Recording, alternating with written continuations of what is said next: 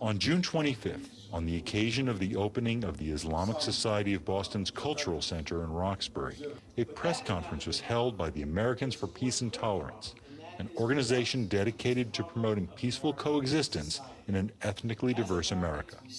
Board member Dennis Hale is a professor of political science at Boston College. Tomorrow, Boston Mayor Tom Menino and the Governor of the Commonwealth, Deval will be attending inaugural ceremonies at the Islamic Society of Boston Cultural Center in Roxbury. We wish the Boston Muslim community well in their new cultural and religious center, and we celebrate the growing diversity, the growing religious diversity particularly, that this new center represents. But we are very worried about the extremist leadership of the ISBCC. Among the ISBCC leaders Hale is referring to are Jamal Badawi, an unindicted co-conspirator in the Holy Land Foundation trial, a group convicted for sending money to terrorists; Walid Fatahi, who has written of Jews as the oppressors, murderers, and rapists of the worshippers of Allah and would not publicly apologize; and Yusuf al-Qaradawi, who has advocated wife-beating and the killing of Jews and homosexuals and is now banned from entering the United States. So we want to urge the mayor and the governor not to engage with this leadership, even while they reach out to the Muslim community in Boston. Mayor Menino is going to cut the ribbon at the Islamic Center, funded mostly by the Saudis. There are no moderate Saudi Islamic centers. It is at these Islamic centers that Muslim Americans are exposed to teachings about their faith. And the leader of the war of ideas against America and against the West is Dr. Yusuf al-Qaradawi, who is the mastermind of this mosque.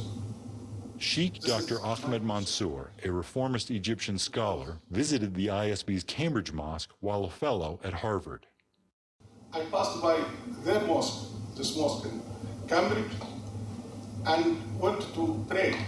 I don't know what is this mosque. And I found this mosque full of Arabic newsletter, filled of hatred against Jews, against Christians, against America. And I was so scared that I escaped from this mosque and kept myself away from it. And so how did it happen? We have to ask ourselves that in the cradle of liberty, we are now accepting such a leadership with ties to ideologies and organizations and people who express the opposite of what we really want in this country for us and for our children, and very importantly for the children of American Muslims.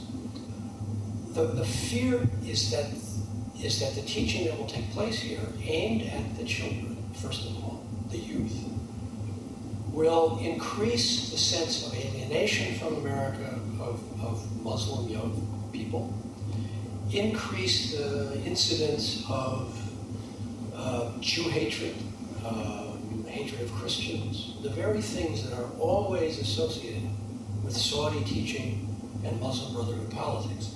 That's how this kind of teaching will take root in the United States. As recently as March, the ISB invited a prominent Muslim lecturer to speak at the mosque in Cambridge. This audio is from his earlier speeches. Hitler never intended to mass destroy the Jews. There are a number of books out written by Christians on this. You should read them. The Hoax of the Holocaust. I advise you to read this book. You want to write this down. The Hoax of the Holocaust. A very good book. All of this is false propaganda. Why are Jews studying Islam? There is a reason. Not that they want to help us. They want to destroy us. So the Christians do commit shirk. They are kuffar and they are mushrikun. The mushrikun are najas. They are filthy. The life and property of a mushrik holds no value in the state of jihad. How can it be that all of this evidence, that none of this finds its way into public discourse, that Bostonians simply go still unaware, that, for instance, even Mayor Menino's staff and Governor Patrick's staff have not told them about the identity of the leadership and who are the true owners of the ISBCC? It's because of two factors. First, the ISBCC leaders have serially misled Boston leaders. They've misled the media, the politicians, and the religious leadership. But that would not have been enough. There is a more important problem, and that is with us. It's a problem of American society. As Americans, we simply do not wish to be unfair with perceived vulnerable minorities. We do not wish to be biased against newcomers, against people who are different than ourselves. That's understandable, and that's good. It really is. We all need to be concerned about anti-Muslim feeling in the community.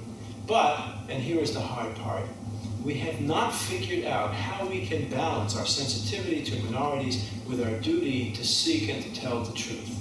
We have not. We have been guided by an unacknowledged premise that to criticize the leaders of the Muslim community is to demonize and stereotype the entire community.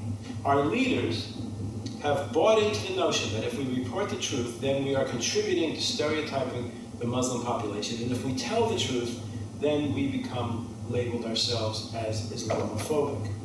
So the real problem that we have is not only that they have misled us, the real problem that's not been solved is how to balance the multiculturalist principle with our principles of promoting democratic values.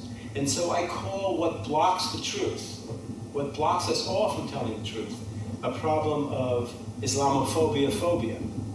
We must solve this problem because we have let sensitivity trump the truth. The leaders of the Americans for Peace and Tolerance still believe there is an opportunity to engage with the larger moderate Muslim community.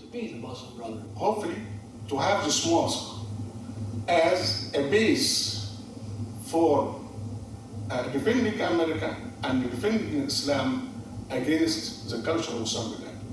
I argue them to open their doors to Muslim scholars like me to come and to discuss how to reform Muslims from within Islam. In this case, American exceptionalism can come to the fore. Where else but in America could there develop and evolve a truly modern, democratic, progressive Islamic culture?